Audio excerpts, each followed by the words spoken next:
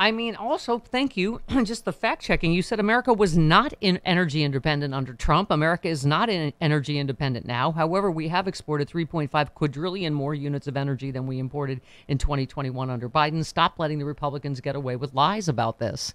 I mean, as I think you've mentioned, they're out there saying, oh, unemployment's at a 50-year high. They will just say the opposite of what's true. And so that's all we can do is try to combat that with fact checks, right? Well, there is that. There's one that's an important aspect of messaging right now to push back against the lies, but we don't want to make that exclusively the Democratic message. What we need to do is come up with messaging that seizes the initiative and takes the fight to the Republicans rather than constantly triaging whatever the Republicans are saying. So what that means is coming up with, slogans, things, memes, ways to attack the Republicans that don't involve trying to debunk the Republicans. Like we're constantly that guy that walks behind the elephants in the parade, scooping up their poop. No, we don't want to be that. What we want to be is the elephant that's actually doing the pooping. Yeah. Not literally, of course. You made a lot of poop and fart jokes, and that's why this is my favorite segment with you so far. Can I edit this metaphor? This is just getting way out of hand. But no, seriously, what we need to do is attack them, take the fight to them. Yeah. And that means, I think, in particular, as the centerpiece of that, I think we need to be attacking the Republicans' patriotism. There are so many things that actually make that attack bear out in truth, as far as invading the Capitol. I mean, Donald Trump, just at his previous rally, was talking about how stupid a country we are. J.D. Vance was suggesting we're a third world nation.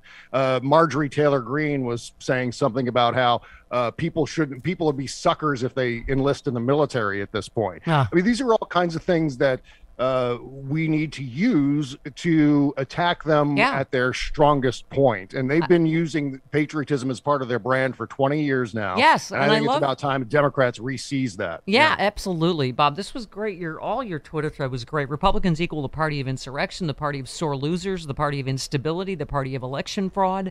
You said, I wonder which one of these non-issues will be the critical race theory of the 2022 midterms, or maybe it's all four things. Here's how this works. GOP makes up. Liberal media legitimizes made up. Conventional wisdom insists that the Dems need to counterpoint the made up right. So don't fall for it. I mean, Brian Karam, our friend, said, just met a guy with a My Country, Love It or Leave It shirt who told me Putin was a better leader than Biden. And you just said the party of Putin. Use it, Democrats. Repeat, repeat, repeat. Don't stop until the votes are certified in November. They're gifting us with winning frames and we're watching the pitch go by. That's the worst thing.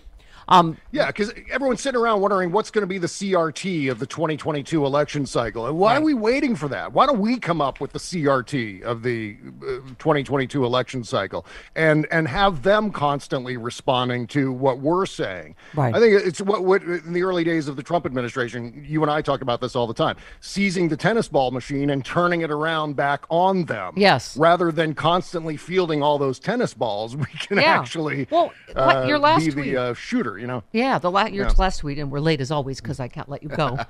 You just said abortion is effectively banned and criminalized in Oklahoma, except in medical emergencies, and yet Democrats aren't energized for the midterms for some reason that we keep seeing in polling. I mean, the loss of democracy and, I don't know, all of our rights, bodily and otherwise, seem to be enough of a motivator for me.